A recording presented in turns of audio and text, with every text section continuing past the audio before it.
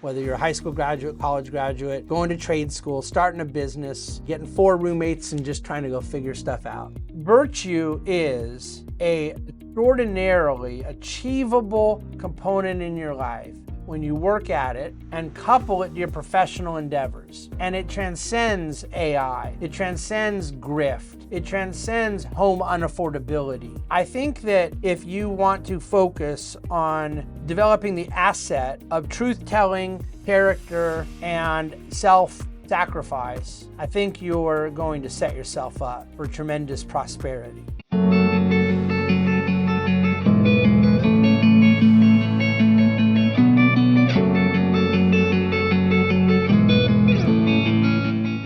Well, hello and welcome to this week's Dividend Cafe.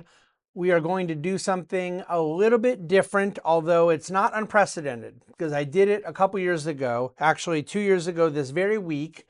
My oldest son at the time was graduating high school, and we did a special Dividend Cafe as a letter to high school graduates. And it was intended to be more than just high school graduates, but one of those kind of broad, you're entering adult life type messages dealing with certain financial advice.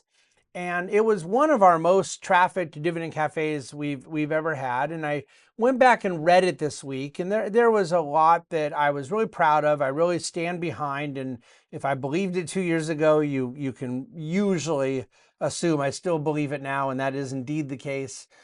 But I did think of some things I wanted to add and some things I wanted to update, and in particular, update and expand the audience of it. It's not intended to be words of wisdom for 18-year-olds that are getting ready to head off to college. Or I should say it isn't intended to only be such.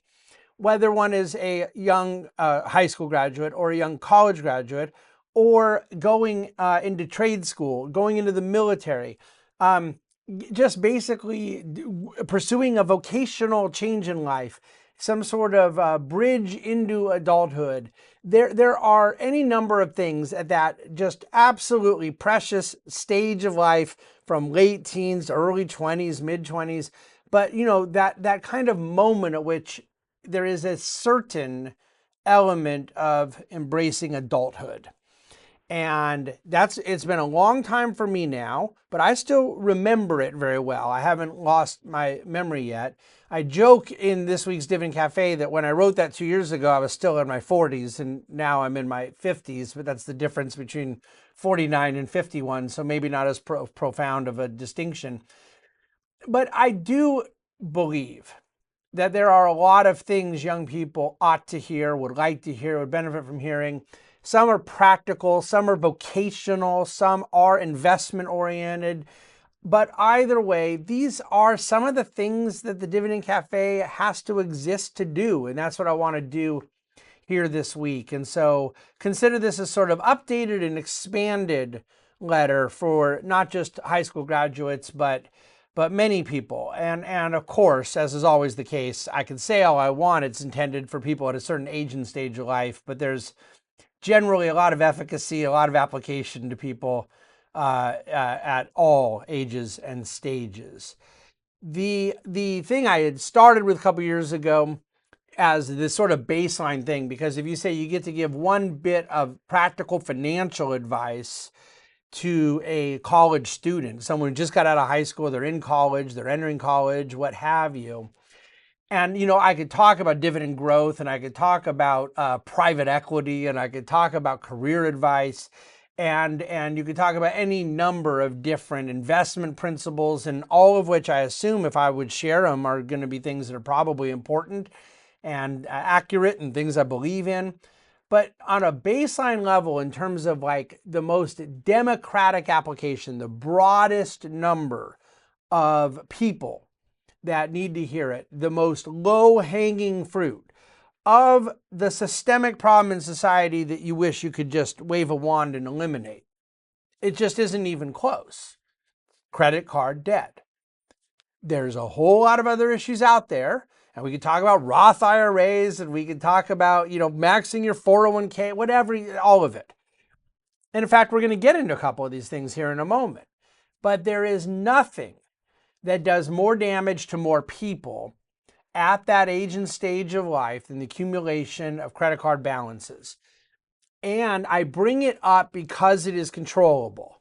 And people will say, what do you mean? Credit card debt is something people get into because they can't avoid it.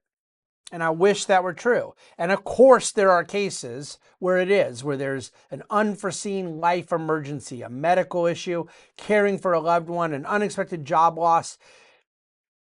Those things are called exceptions because they're not the rule.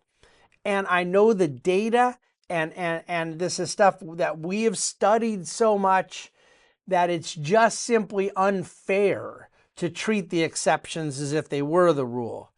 To use that as an excuse to avoid the vastly more significant and important component of where credit card debt comes from. It is a resistance to the concept of delayed gratification. It is the seemingly benign belief that, well, this purchase I'll be able to get caught up within a couple of months, and then another. All of a sudden, you find yourself in this vicious cycle of paying minimums on credit cards every month for a long, long time. And not only does that cost a lot of money and a lot of interest expense that goes therewith, but that's a lot of money not being added into your retirement accounts, your portfolio, into saving for short and midterm savings objectives, to something more constructive and productive.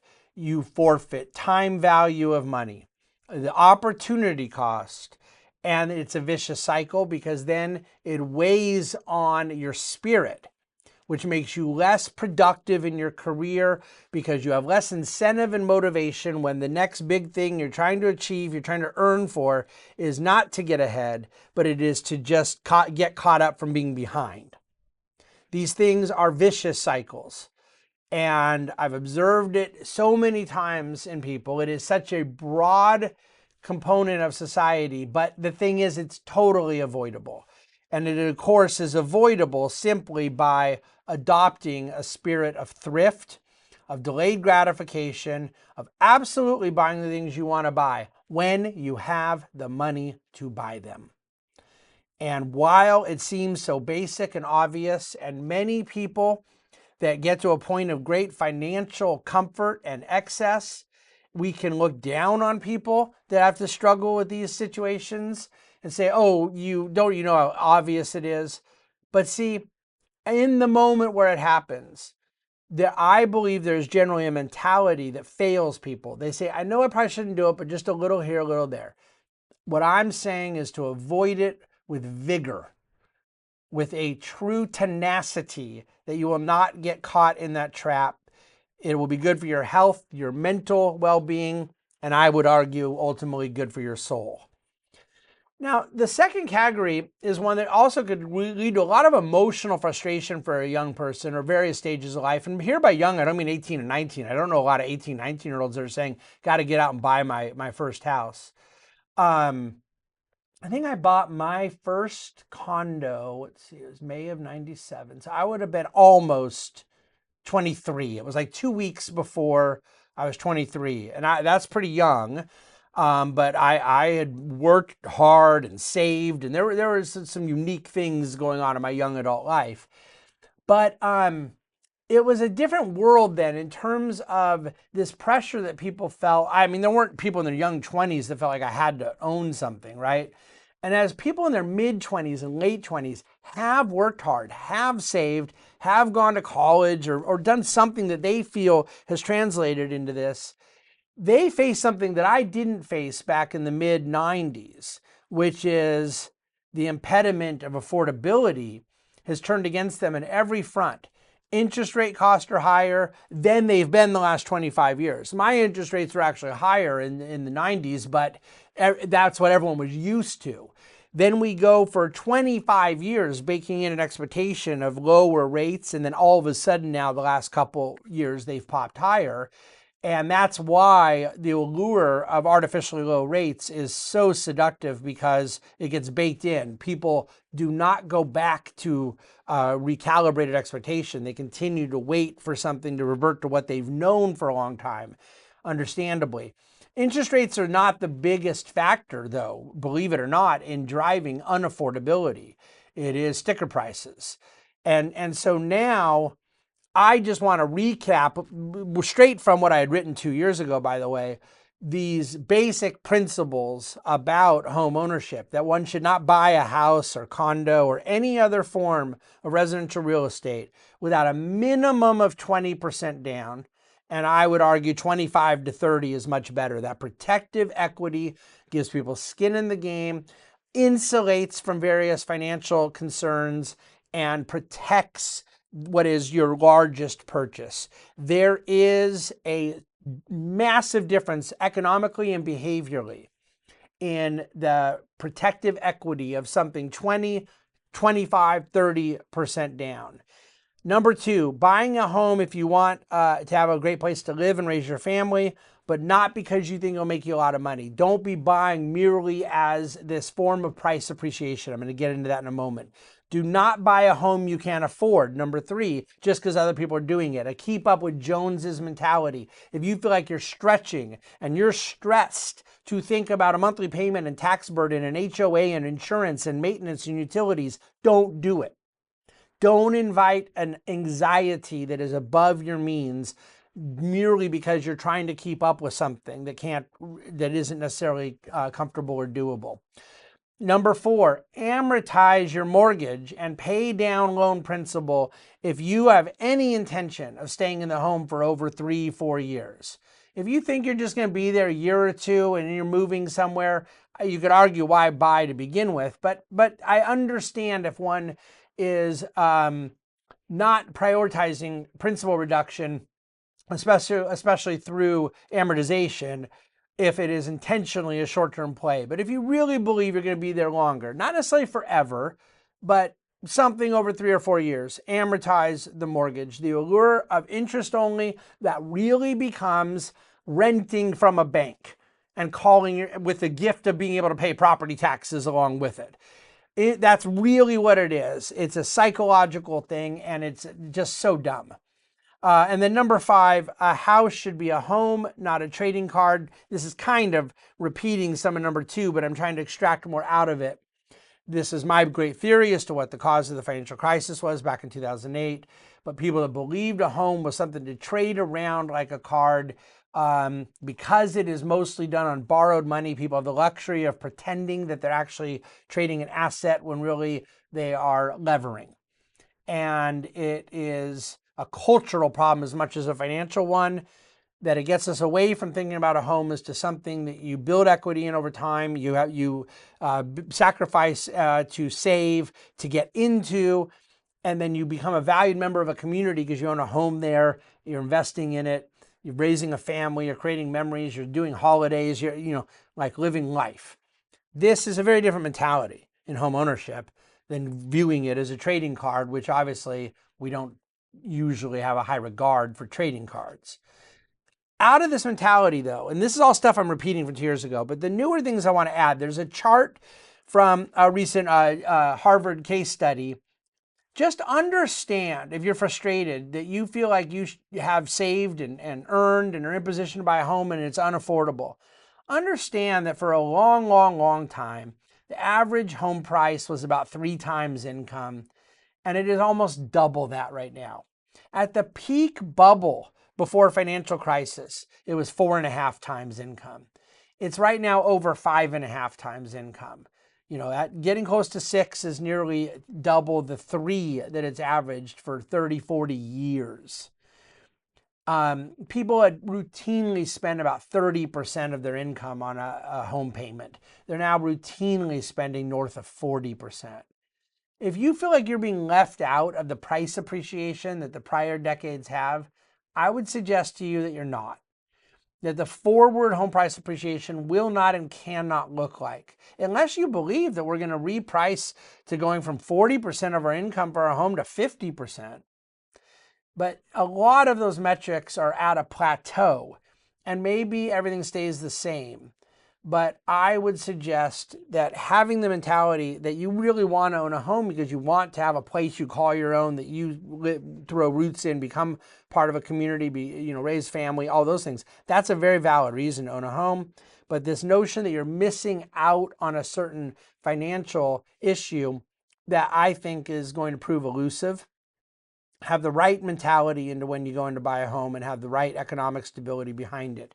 Temper those expectations about future price appreciation and have a mentality, financial framework that's fiscally responsible. And then I guess I'll anecdotally throw this in. If you buy a home, maybe even own a second home, you've done everything right, you build a lot of equity, maybe paid them off, and then you find yourself 20, 30, 40 years older in life. Please don't go to city council meetings and protest against new homes being built. Because this is the issue we're dealing with now, that we have an inadequate supply to meet current demand. And the people that are most worried about new supply are the people that they themselves benefited from adequate supply when they were younger. And it drives me bonkers. It's immoral. And I'm just asking you younger people that are right now being victimized by the low supply to, on the other end of this, at a later stage in life, remember this. Thank you. All right. So investing behavior. I spent a lot of time at Dividend Cafe talking about panic and euphoria as the great two behavioral mistakes one could make that can derail one's financial success. And I want to make clear that they are bad behaviors, different sides of coin, but they come from a particular emotional framework that is entirely human. Panic comes from fear. Euphoria comes from greed.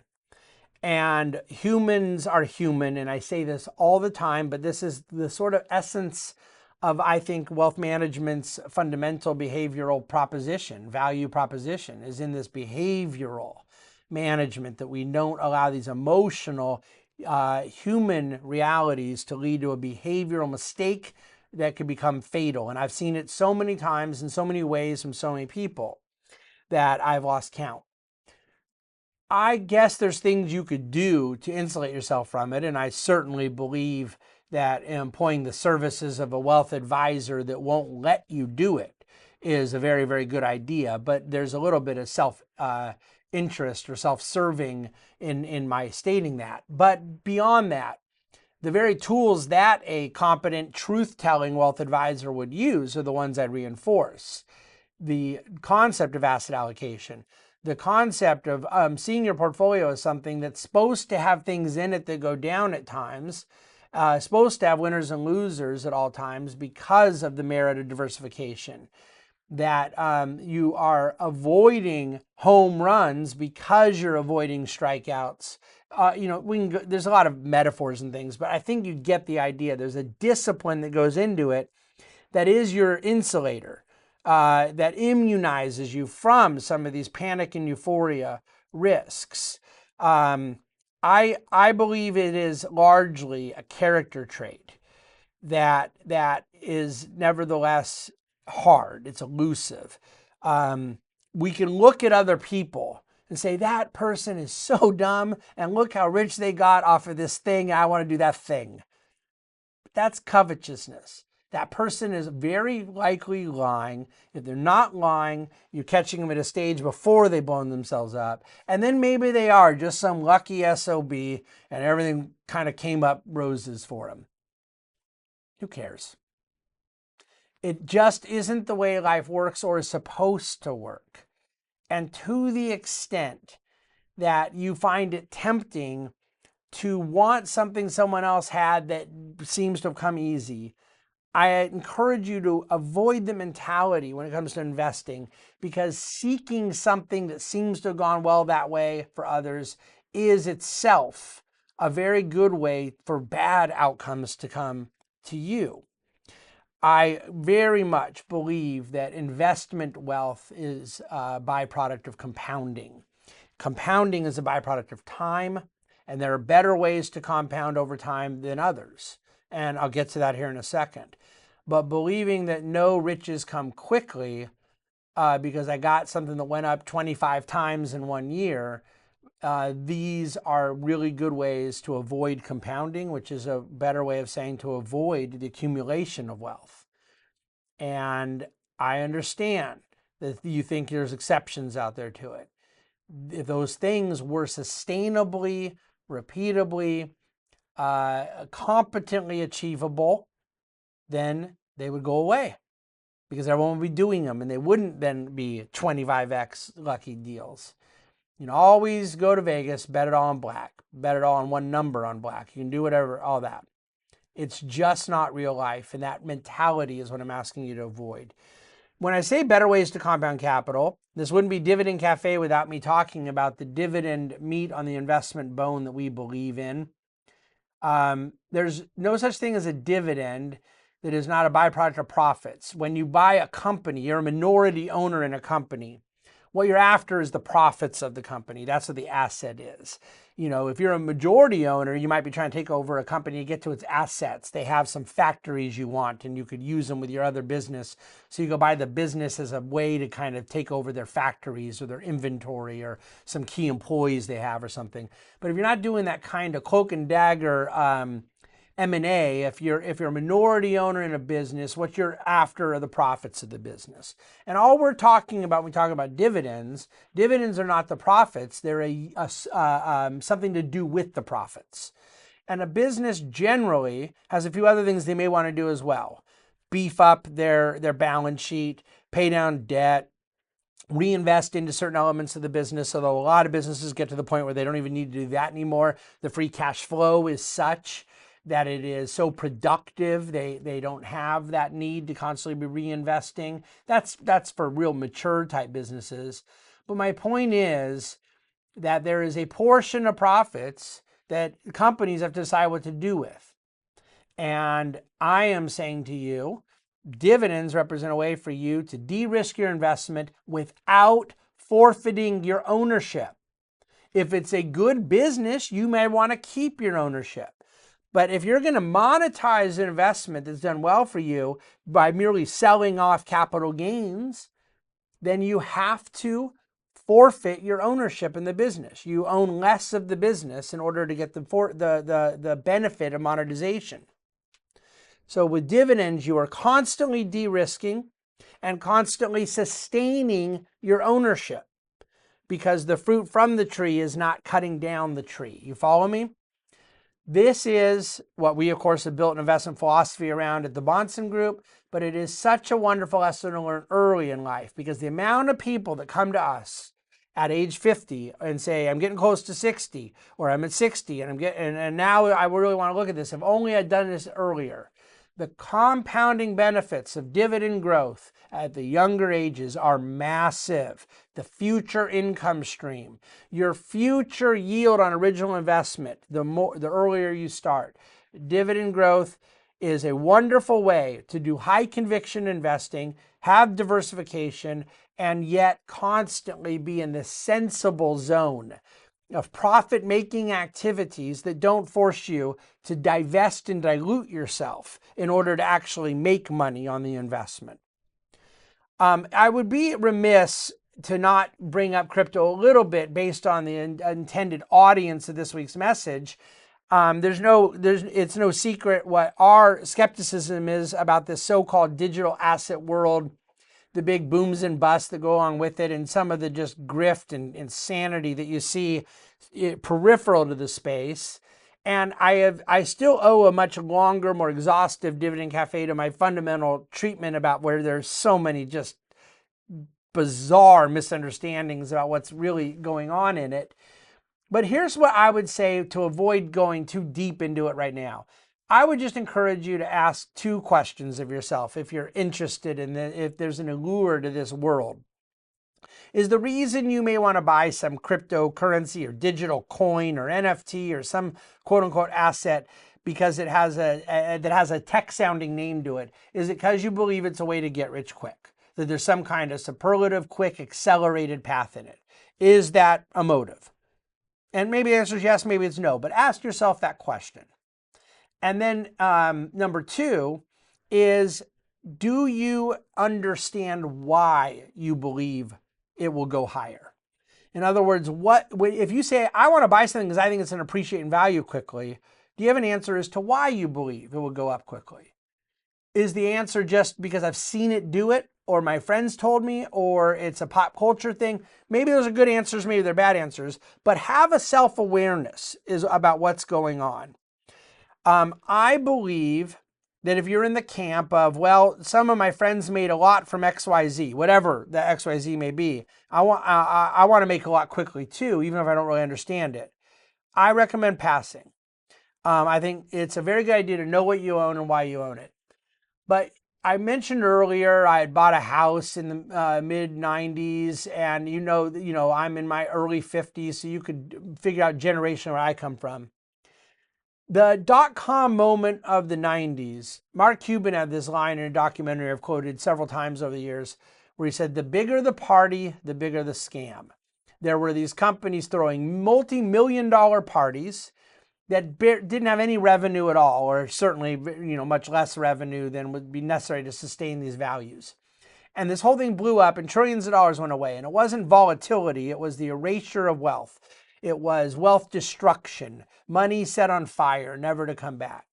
And the scam of that moment was everyone living high on the hog of these parties, and these were just nonsensical companies in moments in time. And I've written a bunch on .com, and I'll write more.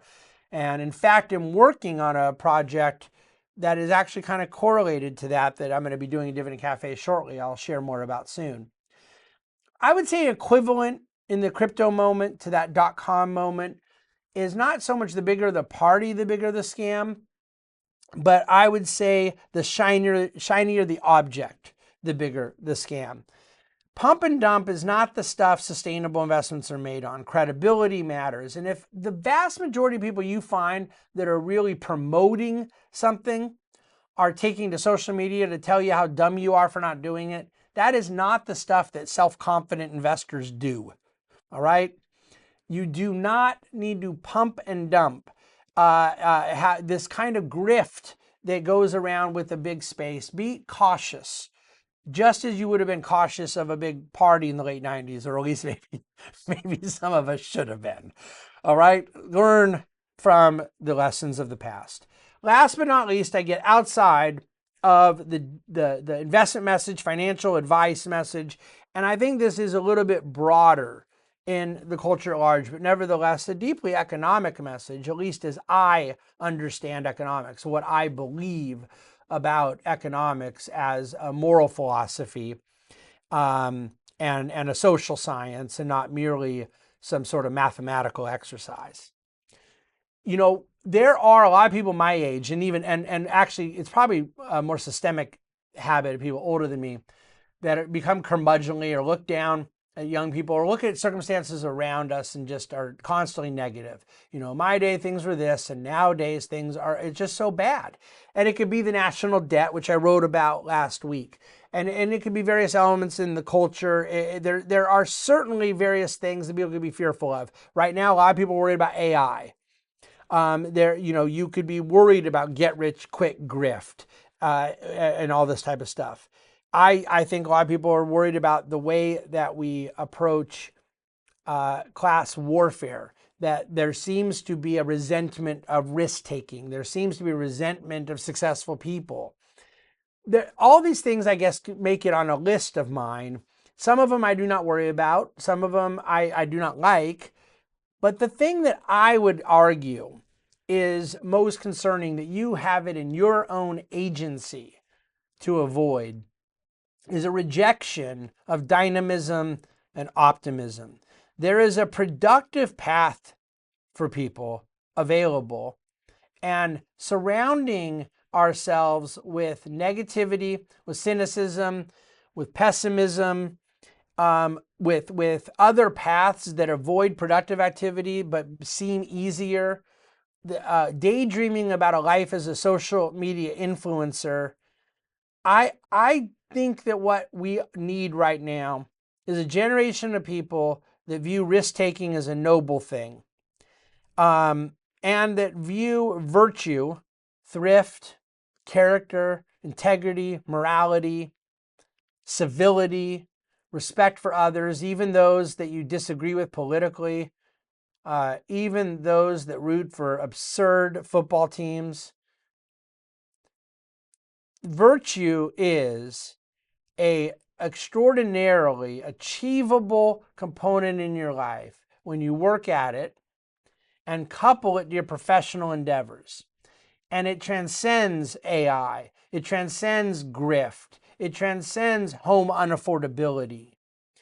I think that if you want to focus on developing the asset of truth-telling, character, and self-sacrifice, I think you're going to set yourself up for tremendous prosperity, for tremendous contentment in life. This is, I think, ultimately the great need of the hour for folks. They're going to need to avoid credit card debt, need to make good decisions about a home, need to make decisions about their portfolio. All of those things we've talked about are real. But when you embrace a path in your vocational life that is all at once productive and rooted to virtue, these production of goods and services that meet a human need, and then you can have a good time doing it. I think that's the message I would leave you with. Whether you're a high school graduate, college graduate, going to trade school, starting a business, whatever it is you're doing, getting 4 roommates and just trying to go figure stuff out, 22, 25, whatever. This is, to me, the takeaway I would offer you. Producing goods and services with joy is a life well lived. Thank you so much for bearing with me in this week's somewhat abnormal Dividend Cafe. I look forward to being back with you again next week. Lots more to say. Monday's Dividend Cafe, by the way, is going to be a doozy because Elon and President Trump have decided to give me lots to write about. And there's a lot of economic data, jobs data, market updates we'll get into. So that'll be normal Monday. But in the meantime, have a wonderful weekend. Thank you, as always, for listening, for watching, and for reading the Dividend Cafe.